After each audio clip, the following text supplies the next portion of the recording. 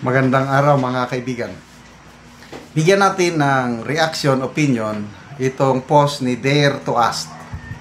Tatanong lang naman kay Congressman Barsaga. Sabi niya, Congress Miao Barsaga, pupunta ba kayo sa Supreme Court?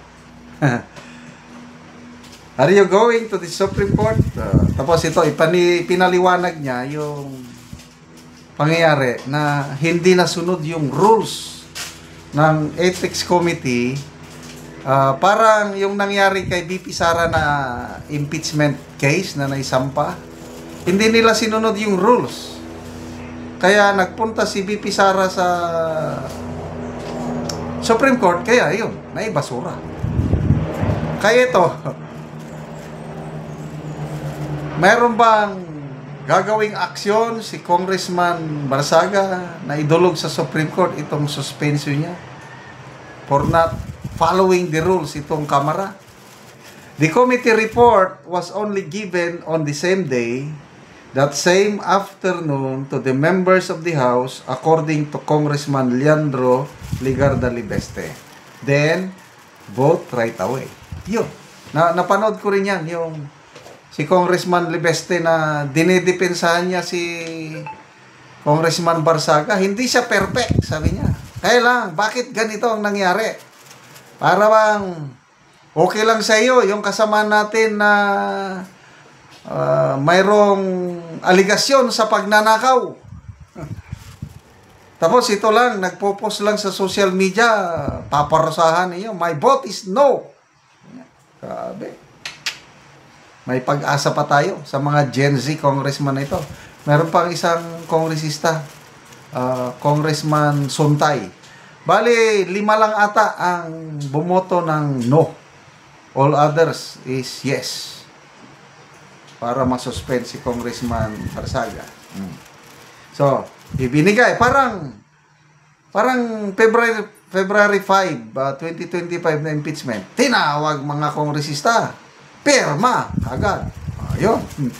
Makyat ang impeachment. Ito, ganyan din. Inapura. Ito, hali kayo. Usually daw, kakaunti ang nag-attend sa plenary. Kaya lang, nung kahapon, halos nandyan lahat.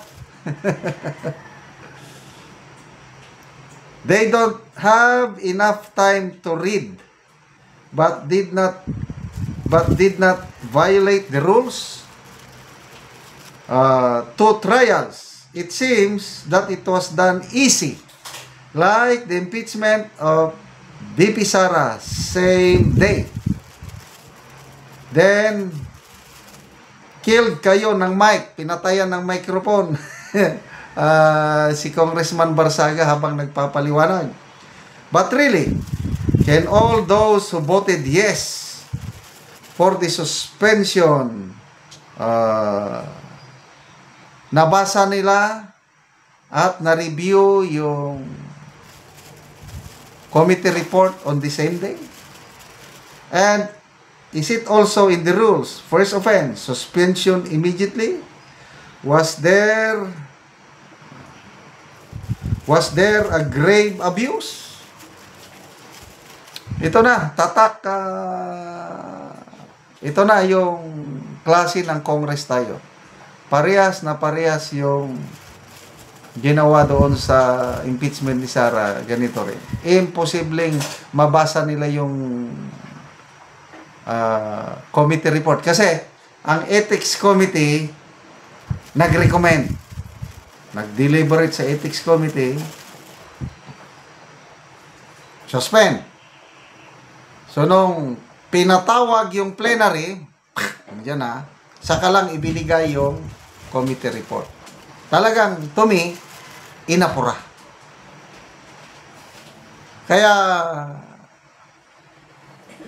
tama itong tanong ni Dare to Ask, plano mo ba magpunta sa Supreme Court? May labang ka doon. So, tingnan natin. In the following days, wala pa namang, ang mga comment lang ni Kiko Barsaga, Kong Barsaga, sabi niya na ipagpatuloy ko lang aking laban. At nakakatuwa nga yung pagdepensa ni Congressman Leandro Libeste sa kanya. Magbasa lang ako sa mga comments ha.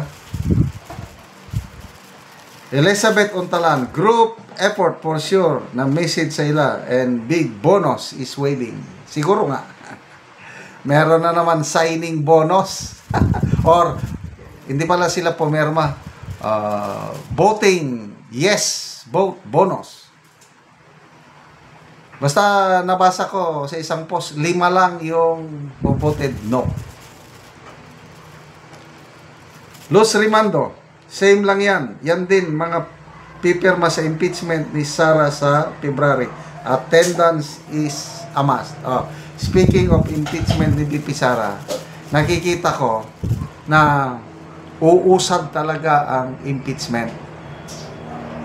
Nagsalita na ang akbayan, for sure, magpapail sila ng impeachment. Akbayan, makakaliwayan. Yung Makabayan Black, makakaliwa rin, magpapail din. So, wag na po tayong magtaka kung patong-patong na naman ang impeachment case na isasampa kay VP Sara. Pinaghahandaan na yan ng legal team ni VP Sara. But anyway, the same articles man lang at nakasentro lang sa, what's this? Confidential funds, talo sila doon. Kasi ang COA, ang delikado, si VP Sara, pag may final decision ang COA, na sinasabi na may katiwalian, yan ang delikado. As of now, walang endorsement ng COA sa ombudsman. Kasi dapat ganun ang proseso. Kung may nakitang katiwalian, i-endorse nila sa ombudsman. Or, pwede ang COA magsampa ng, ayan nga, sampa pala sa ombudsman. But in case na may ganong decision, final decision ng COA, may, I think, 30 days for VP Sara to appeal. Ay wala eh. Kaya, kung ang basihan lang ng kanilang articles of impeachment, confidential ban, talo sila. At, again, sa impeachment court, hindi ebidensya ang pinagbabasihan. Ang pinagbabasihan doon is political inclination. Kung saan yung senador nakasuporta na kahit mayroon o walang ebidensya, boboto yan base sa kanyang political inclination. At sigurado, mananalo si VP Sara sa anumang impeachment case na ipaakyat nila sa Senado. Salamat mga kaibigan sa inyong pagsubaybay sa ating channel. Nakakatulong kayo ng malaki sa tribong Talandig ng Bukidnon dahil ang income natin sa channel ito pantulong po sa tribo. Namimigay tayo ngayon ng mga libreng yero at pako para makapagpatayo sila ng mas maayos na tirahan. Panoorin nyo ang video na ito.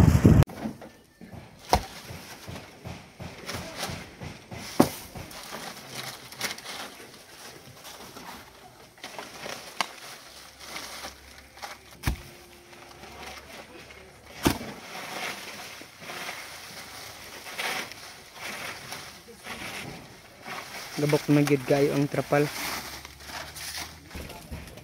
Kada kuon sa mga